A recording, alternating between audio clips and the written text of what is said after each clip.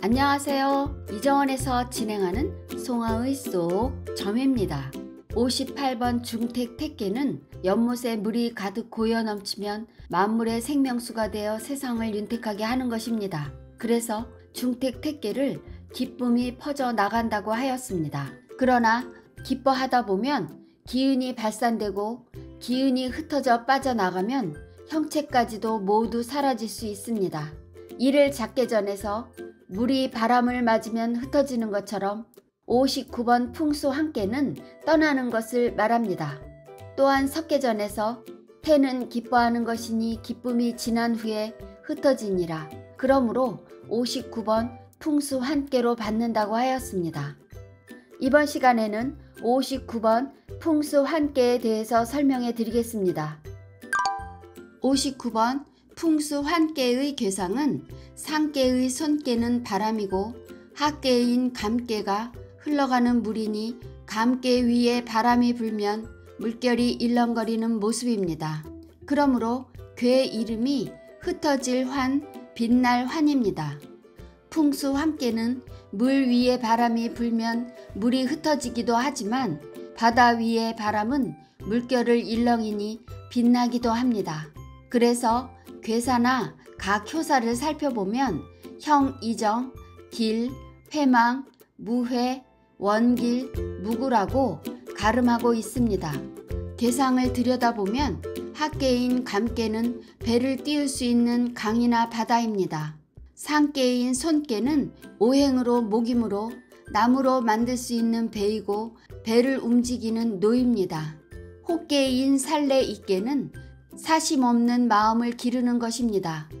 내 호깨인 진깨는 동야라 노를 저어 배를 움직이게 하는 동력을 말합니다. 외 호깨인 간깨는 배 안에 모여있는 사람입니다. 옛사람들은 물 위에 나뭇잎이 뜨는 것을 보고 나무를 갈라서 배를 만들고 노를 만들어 배를 움직이니 이것이 항해의 시작입니다. 그 당시에 배라는 것은 세상에서 가장 멀리 갈 수 있는 훌륭한 교통수단으로 쓰였습니다.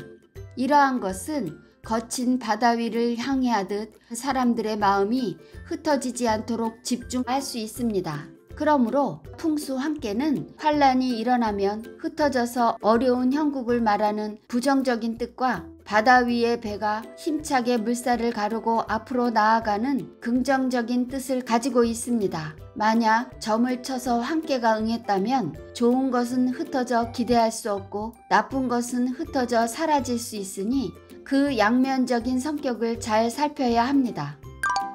복희시의 59번 풍수 환깨의 괴상을 문왕께서 환은 형하니 왕격 유묘이며 이섭 대천하니 이정하니라. 환은 형통하니 왕이 묘당에 이르며 큰 내를 건너미 이로우니 바르게 함이 이로우니라 하셨습니다.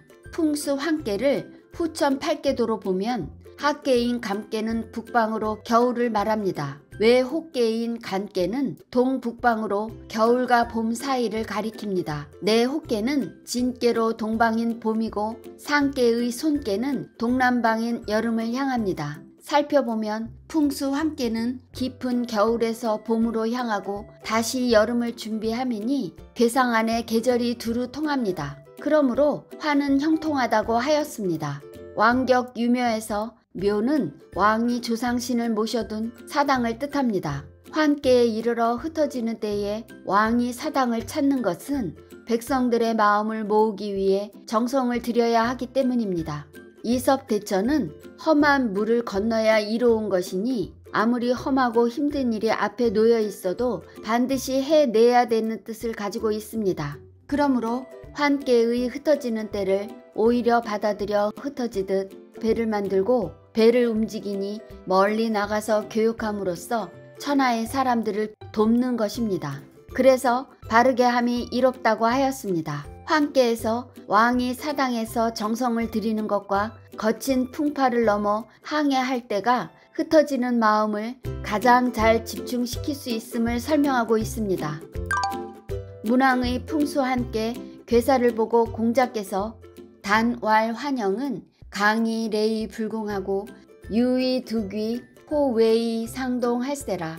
왕격 유묘는 왕래 제중야이요 이섭대천은 승목하야 유공야이라. 단에 가로되 환형은 강이 와서 궁하지 않고 유가 밖에서 위를 얻고 위로 같이 함이라. 왕격 유묘는 왕이 이에 가운데 함이요 이섭대천은 배를 타서 공이 있음이라 하셨습니다. 다날 환영은 흩어지는 때에 형통하려면 바다에 배를 띄워 멀리까지 퍼져 나아가 교역하는 것입니다. 강이 레이 불궁에서 강은 4개인 감개의 구이호입니다. 강건한 구이호가 중심을 잡으니 배가 잠기지 않도록 지지해 줍니다. 그래서 배는 바람과 물결의 조력으로 멀리까지 갈 수 있습니다. 그러므로 궁하지 않은 것입니다. 유의, 득이, 호외는 외께인 손께를 가리킵니다. 손은 입야라. 물 위에 배를 띄우면 배는 3분의 1쯤 물속에 잠기므로 부드러운 손께의 들어가는 성질을 볼 수 있습니다. 상동은 손께의 체를 이루는 2개의 양요가 손께의 주요와 뜻을 함께 하는 것입니다. 왕격 유묘를 왕래 제중야 이요라고 하셨는데 인군의 자리인 구오요가 중정한 덕을 갖춘 자리에 있기 때문입니다. 이섭대천은 풍파가 심한 험한 바다를 건너는 일은 쉽지 않지만 백성의 마음이 흩어져 어지러운 때에 흩어진 마음을 모을 수만 있다면 배를 만들어 이섭대천 하는 것입니다. 그러므로 이로운 것입니다. 승목은 배를 타는 뜻이지만 감깨는 구이요가 주요인 양깨이고 손깨는 음깨이므로 양깨인 감깨 위에 음깨인 손깨가 올라탔다는 의미로 보아도 무방합니다. 유공야이라 한 것은 풍수 한 깨는 흩어지는 마음을 모으는 데 집중하고 있습니다. 이것은 이섭대천을 하는 것만큼 어려운 일입니다. 마음을 모으고 힘을 합쳐서 바다 위에 배를 띄워 멀리까지 나아가 교역함으로써 이로움을 찾는다면 공을 이룰 수 있게 되는 것입니다. 복희씨의 풍수 한께 개상을 보고 공자께서 상왈 풍행수상이 환이니 선왕이 이하야 향우제하며 임묘하니라. 상에 가로되 바람이 물 위에 행함이 환이니 선왕께서 제사를 올리며 묘당을 세우느니라 하셨습니다. 이러한 자연 모습을 보고 세상이 어지러워 백성들의 마음이 흩어지면 자연을 이끌어가는 천지신명 상제에게 제사를 올리고 시조나 조상신을 모시기 위한 묘당도 세우는 것입니다.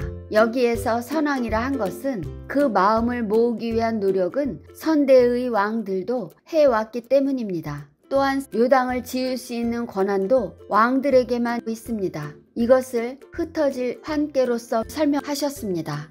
여러분, 송하의 숙점은 여기까지입니다.